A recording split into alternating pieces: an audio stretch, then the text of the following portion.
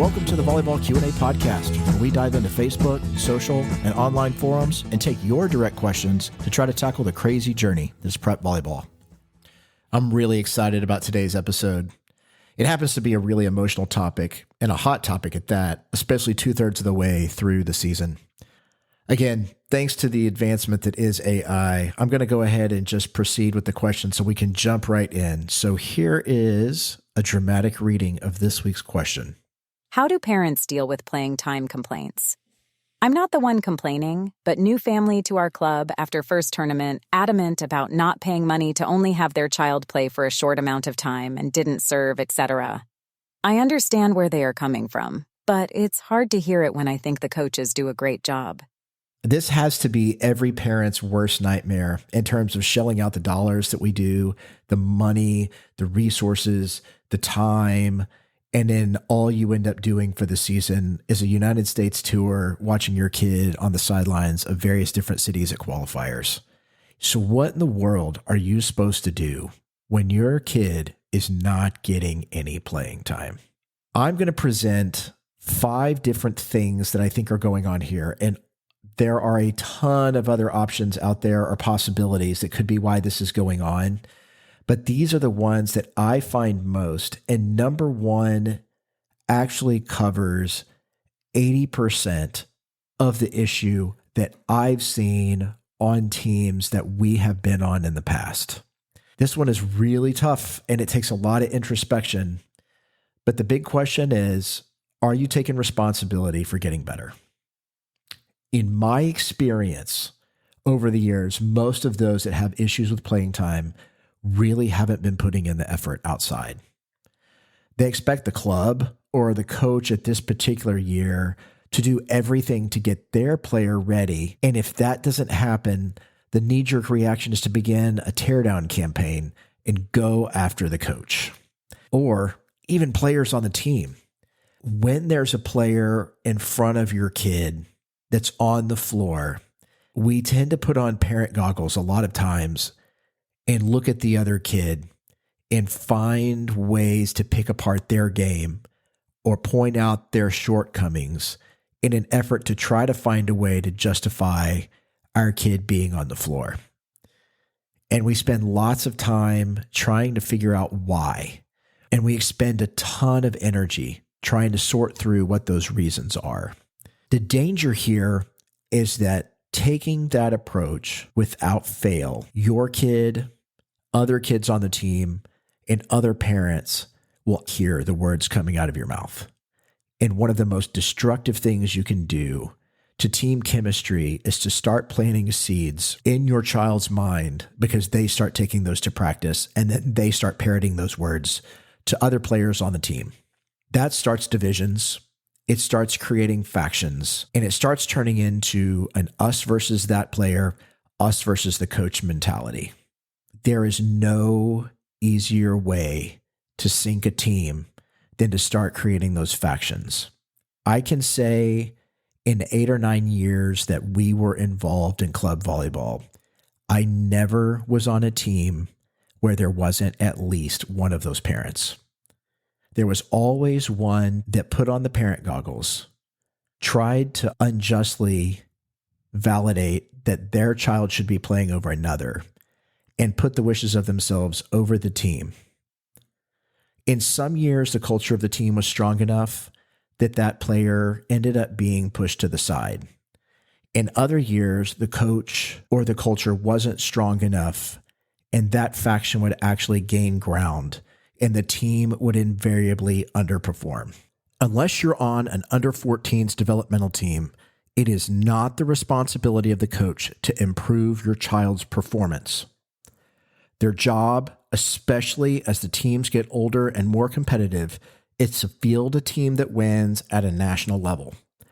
So there's going to be times during the season the coaches will focus on skill development, particularly at the beginning of the season. And if your kid improves as a byproduct, that's great. They'll also improve based on the talent surrounding them on the team that pushes them forward.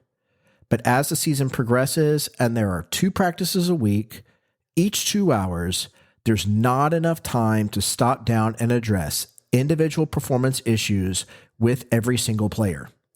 If your player is stagnant or falling behind, it's not on the coach to keep bringing them up as the season goes on. It's on you and the player, or on the player and you, to seek out ways to improve through lessons, workouts, or maybe some mental training. We have been in this place before too. We made it a point to never say a word to another parent or the coach in any way whatsoever. Any and all energy that we had that we wanted to expend towards that, we pushed it towards something to make her better. So during the course of that season was when a lot of habits were formed in terms of the importance of workouts and lifting, individual lessons to work on skills that were not as strong as maybe the other player, and also mental preparation to be ready to go when her opportunity arose. In our season, when we had the overwhelming group of parents that were so dissatisfied with the playing time of their kid, they spent far more energy, angry, bitter, and going after the coach and sowing dissent. And if they would have just spent half that amount of energy on trying to improve their player from a skill, strength, or mental standpoint, there would have been no issue with their kid getting on the floor. Kid or kids were far and away talented enough to play and push anyone on the team to have that time.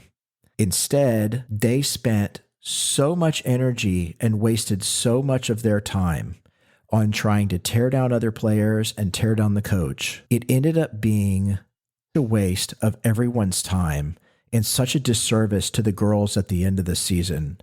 What I would say is take a real hard look at what you're doing. From that time period when my daughter was not getting any playing time and really struggling to get time and practice and scrimmages, her routine throughout the week looked like 2 practices that were about 3 hours in duration. She would lift 1 time with the club, and then outside of that, she was lifting 3 times a week independently in a program that was volleyball specific.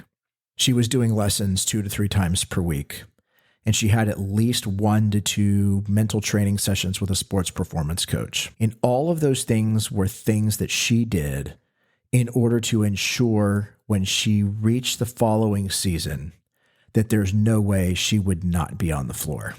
There's a recruiting consultant named Jamie Moon, who is also a very well plugged in and really level-headed consultant. And on Twitter, she posted recently, 6% of high school athletes go on to play college volleyball. Be honest with yourself. Are you truly outworking 94% of high school athletes in this country? If the answer is no, make a plan and stick to it with consistency. I can't stress enough, the one irrevocable truth is that the best players play. It is a gladiator sport at every single level, and law of the jungle wins, period. If you want to ensure that your kid is on the floor, do everything possible within your abilities and your resources to ensure that they are the best player possible, but they have to want it. Again, from our first episode when we talked about the attrition rate over the course of time to getting to college volleyball, there's a reason why so many kids don't make it to the collegiate level. A lot of them just don't have the drive.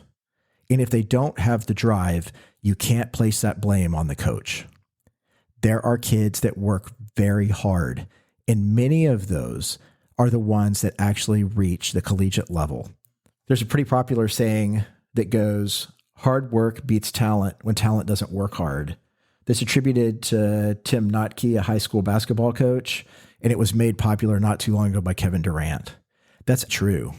Talent can go a really long way. There's extreme talent that's almost impossible to overcome, and there are a lot of kids that fall within the same standard deviation of talent, and the ones that make it are the ones that outkick their coverage because of work habits and intrinsic motivation. If you guys aren't maximizing every single possible aspect that is under your control, you cannot get angry at the coach. It also doesn't do a lot of good to get angry at the coach because you're sabotaging their season and you're focusing everything on an aspect that you cannot control. The most important thing is to control the things you can control. Some years your kid's going to be the man. Some years your kid isn't. Some years are going to be great years and you're going to have the best coach ever. And some years you're not. There's just too many variables that go into it to ensure everything.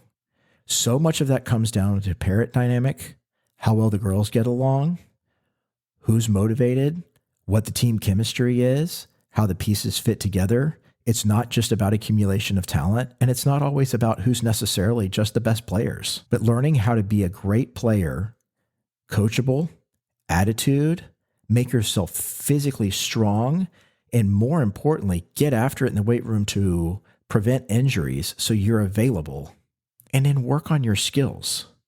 If you do those things and spend your energy on that and don't waste your energy on negative things, this year may not be the year that you want, but at least next year, you are properly set up for your kid to be successful. I would say that this one issue in terms of playing time covers about 85% of the issues out there.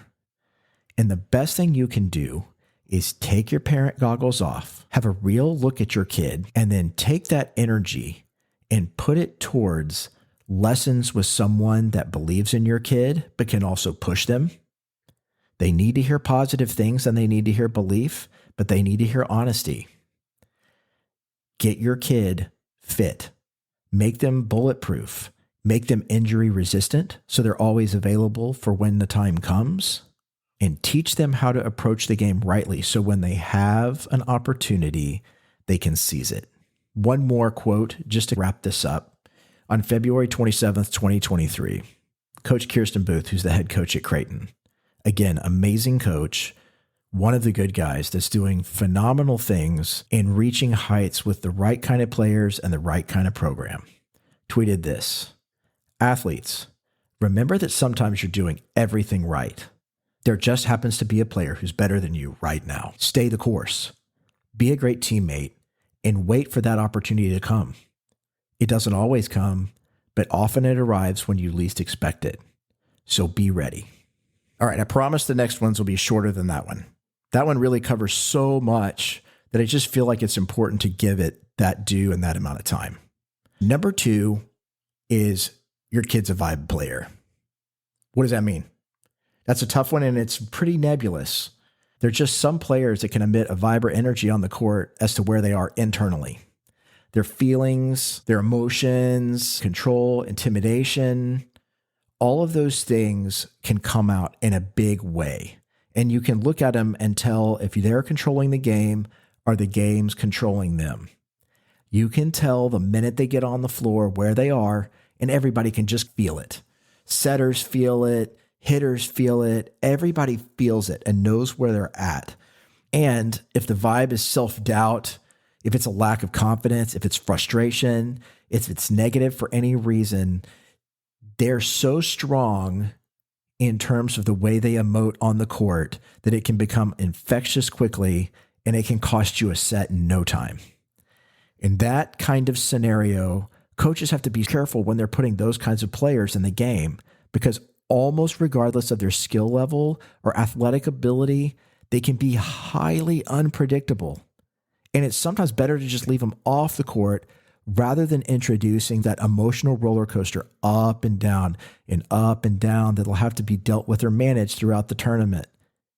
They already have so many other things they have to manage. If they put a player in, and overall team performance takes a dip because of a bad vibe, now the coach, instead of working from a neutral position, is having to dig them out of a hole to either get through that third set that they didn't need to play or into the next game. If your kid is a vibe player, they really need to think about some mental approaches that they can take getting onto the floor so that they can use that ability for positives to gain some momentum. If they come in a tough situation, have them come in and be the catalyst for things to change rather than the one that's scared that drags things down further.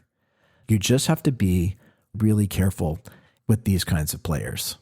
Piggybacking off of that, Number 3 is that players are given chances and they didn't seize them when they had a chance. Sometimes players are awesome in practice. You can sit and watch them just kill it over and over again. And they look like world killers. But then when they hit a game, there's something from an anxiety standpoint or fear of failure, and they don't capitalize on the time that they're on the court. That definitely can restrict chances as the season progresses. Sometimes I've heard parents say it's not fair.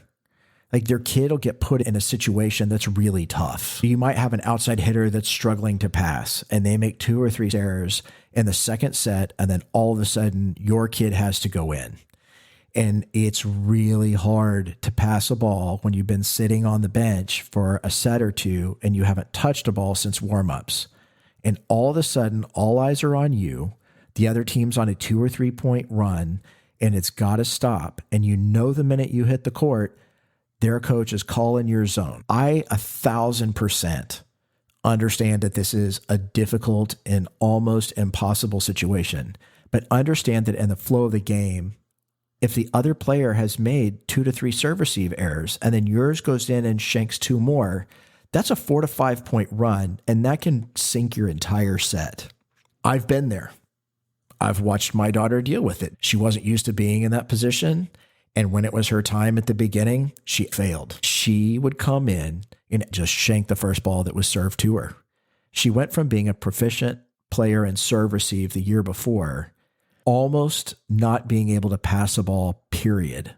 She'd get 1 to 2 chances, and if she didn't do anything with it, she'd get pulled.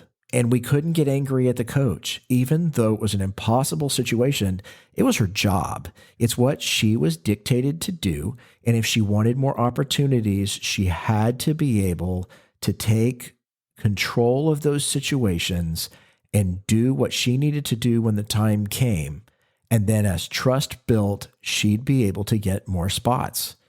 And it took a long time. We had to get her with a performance coach to walk through, how do you mentally prepare in situations like that? What is it for you that you need to be ready? The minute you walk on the floor, you know the ball's coming to you. You know a tough server is about to crank a jump serve at you that's going to move 2 feet in either direction on that float. And you've got to make the pass in order to get out of that rotation. And you may have to do it in a gold bracket match against a top 5 national team, and you may do it perfectly, and you may be in for 2 rotations, and then you're going to sit the rest of the match. But that's your job, and that's what you're being called on to do. And she worked, and she worked. And in the final third of the season, it happened where there was an opportunity for her to go in against a very highly ranked team when one of our other hitters was struggling in serve receive. And she was able to pass those 2 passes, put down 1 ball that she needed to put down on the outside, and get us the win in that particular set. And then she sat the rest of the tournament. That was her job. She'd been working on that in lessons and mental preparation, and it was a skill that she developed that she could easily take onto future teams. And the next year, serve receive was pretty much cake for her. One approach we could have taken was to get angry, blame the coach, blame the club, and stir up all kinds of problems within the team. Instead, we chose to invest. And that investment ended up paying off. And on future teams, it made her invaluable. This one has more to do with a club or a coaching perspective than it has to do with something under your control. Sometimes it can be a difference in perspective. One thing that we will talk about down the road a lot more is putting yourself in someone else's shoes to understand their motivations, and sometimes that will reveal why decisions are made. In this particular case, a difference in perspective is you're thinking about your year with your player because your time and resources are precious and you don't want to waste any of them. The coach is thinking about this year, but the coach also has to consider what's best for the club down the road. Long-term player development is a part of things. It's a gamble, but coaches and clubs know the best way to attract future talent is to put kids in college and win titles. There are certain years that titles mean more. 16s and 17s, titles mean more than at 12s and 13s. 12s and 13s, things can change a million miles between 12 and 15 years old, 12 and 16 years old. You can be the most dominant outside hitter at 12, and you could be a bench player by 16 when everybody's caught up. After puberty's hit, things change all over the place. So there was one season I remember, and I think it was 14s for us. And we had a rival club in our area that we were playing in one of the first tournaments of the season. And I remember distinctly two players coming on the floor in the second set that we had never seen before. They had no idea what they were doing. I remember them looking all over the place, trying to figure out where they were supposed to stand. They had no idea where the ball was going, could barely pass, had no idea how to properly set up a block, and they had no understanding of the strategy of the game in any way whatsoever. And we beat their brains in the second set. The first set was competitive with one set of players. Two of them subbed out, and these two players were clearly worse than any of the other players on the team. And they got to play the second set. And they did in a lot of matches. And that team lost a lot of sets. If you zoom to 16s and 17s, those two players became absolutely dominant. They had traits that those coaches could identify that we did not see based on their past experience in evaluating players and seeing thousands of them come through the door, that they knew there was something about those players that was going to bear out over time. And they were willing to take the gamble at the younger years and take the losses in order for the development to occur over the next few seasons in order to try to chase national titles at 16s, 17s, and 18s. And it worked. Both of those players that cost them sets and matches ended up being two of the most dominant players of their age group and fulfilled exactly what those coaches thought they were going to do. Sometimes you're going to look on the court and you're going to see players that are messing up consistently, and your kid's stats are better, and you're going to lose sets, and your perspective is about your child, your wins this season, and your investment, and the coaches is about what's best for the long term, how quickly can they develop, and it's our responsibility to develop these kids so that by 16s and 17s they can be dominant forces that will ensure we continue to get the best players in the area and our first pick of talent within the region to build the best team possible. And now for number 5. This one's hard to hear, guys, but you might be the issue. You've likely heard the saying that if you look around the room and you can't find that, then you're probably it. With around 12 girls per team and somewhere between 1 and 4-ish parents per girl, statistically there's a probability that there's at least one difficult parent on the team. And that doesn't mean difficult in a productive way. It means the one that's poisoning the well. We've had the pleasure of being on some amazing teams with some fantastic parents over our career. But every single team had at least one parent that broke the positive parent rule. Despite all the warnings, all of the signs that are out there, all the references, all the videos, all the tweets, all the posts, there are some parents that just can't help but become the sports parent. I want to play for you a quick clip of Dan Hurley, who's the head coach at the University of Connecticut for their basketball team that just won their second national championship in a row.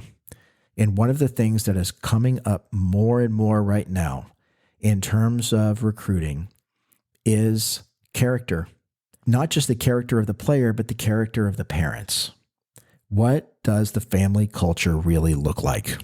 There's measurable talents you have to have, right? The height, the speed, the skill set.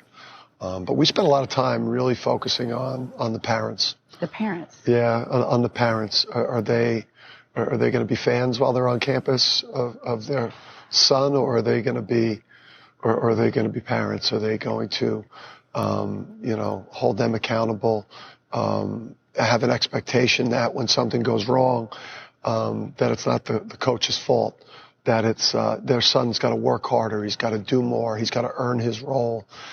We've got a real old school culture here of accountability.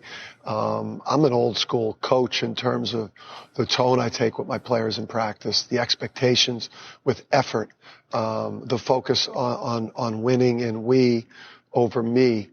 Like, what does that mean? Have they played on 7 different travel teams? Have they transferred to 4 or 5 different high schools. When you talk to the parents in the recruiting process, are they constantly complaining about the coaches after a bad game, or are they, sending you a text or you having a conversation, where their son has got to do more, he's got to play harder, he's got to work on his skills. They tell on themselves, they drop hints, and you've got the wrong type of kind of people in that inner circle around your players. They'll sink your program. You need to evaluate if you're the only dissatisfied parent. And if you are, you might want to consider that may be a symptom of some of your other behaviors that are having an effect on you, the team, your coach, and your daughter.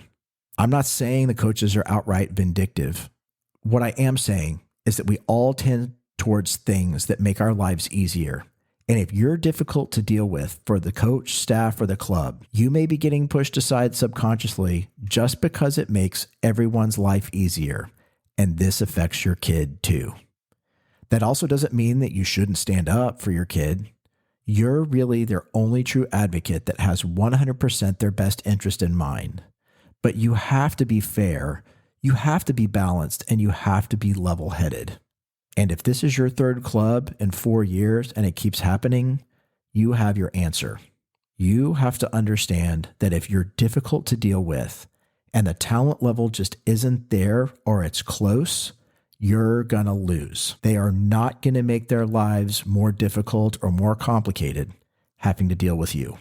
Look, there's a myriad of other reasons why this stuff can occur, and they're real. You really and truly may have a bad or inexperienced coach.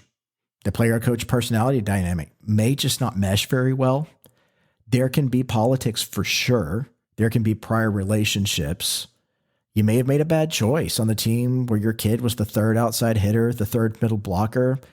You may just be in one of those positions that's generally created to fill out the roster and make the team profitable. Those are all real reasons too. But I would caution you greatly towards just defaulting towards one of those excuses. You can't control any of those, so it's completely non-productive for you to focus on those and take the easy way out. Blaming others is the easy way out. The hard thing is to control what you can control and invest your energy positively in the right direction to help your player get better. There's ways to take situations like this, which are really difficult, and make them a positive or growth situation. And I can guarantee that if you have a child that wants to play in college, they'll have to be able to harness those above skills. In the grand scheme of things, when you're looking at this for what you want your outcome to be, an easy barometer for how far your child will go is how fleeting their love or passion for the game is. Look, guys, I go through the Facebook groups. I see them, and I see how many times on groups parents start stating some sort of problem and then following it with, "It's causing my daughter to lose her love of the game." Players that make it to an elite level don't have that mindset. When they're presented with issues, some extremely severe that are way beyond my kid's not getting playing time, they problem solve. They test solutions, and they come up with ways to take advantage of the challenges and create growth that can be applied to the future. That's your responsibility too as a parent, is to shepherd that growth. You have to actually model that behavior for them. Not everyone is built internally to have that problem solving, but you as a parent can teach that skill and you can model that behavior. Elite athletes do get tired of the situations and they want to break, and it does eat up burnout points. Absolutely, they're human. But they also know they can recharge and that they can develop a new skill set to make them better that they can apply in the next situation when they're given the chance. Okay. To put all this in context, remember back to episode 1 on the importance of being intentional. What's your goal for their career? If it's volleyball, what do you see are the most valuable lessons to learn in situations like this? In my mind, the most valuable lessons are self-actualization and learning to control what you can control. Your preparation, your progress in skill, strength, and mental toughness. Behaviors that tear down coaches and create divisions and deflect blame are absolute career killers, and they are not tolerated at the highest levels of the game. Players that exhibit those behaviors end up a casualty of addition by subtraction. If your goal is about their life after volleyball, then think about how big of an advantage and leg up you're giving them by modeling the controllables. You have a tremendous opportunity in difficult years to teach your kid a multitude of valuable lessons that really and truly become unfair advantages for them when they grow into adults and their professional lives. Plus, in the short term, working on those same items will make them irreplaceable teammates and players that coaches can no longer afford to keep off the floor. Use this limited time well for future development by teaching them the invaluable skill of controlling their controllables in terms of habits, attitude, and emotional reactions. In the meantime, while you're finishing out this season, which can be really difficult, I found this post by Amber Viney in the Volleyball Moms group on Facebook that has some pretty wise advice as a way to make a difficult season rewarding and continue to build community. I know many parents in here have difficulty with playing time for their kiddos. I get it. I have two that play. One's a libero who's on the court 99% of the time, and another who's coming back from a year off due to a very badly broken leg. She's a filler wherever she's needed for the game. DS, middle, outside hitter, setter. My experience is this. If you learn to care about all the players on the court, then you will always have someone to cheer for and support. It makes the time go by when yours isn't out there because, let's be real here, volleyball is a capital TEAM team sport. Support all of the athletes on your team, not just your kid, and you'll be showing them what it really means to be a supportive teammate. That's huge. Learning that one lesson may be enough to have a bad year. Learning how to be a good teammate, learning how to be a good human. Thanks again for listening this week. I know this was a tough topic, and I'd love to hear your experiences, thoughts, and feedback. Feel free to email me at vballqa@gmail.com or find me on Twitter and Facebook at vballqa or on Instagram at volleyballqna if you want to comment, submit a question, or be a guest on the show. You can also subscribe for future episodes through Apple Podcasts and Spotify or on your favorite podcast directory. Thanks again, and we'll tackle another question next time.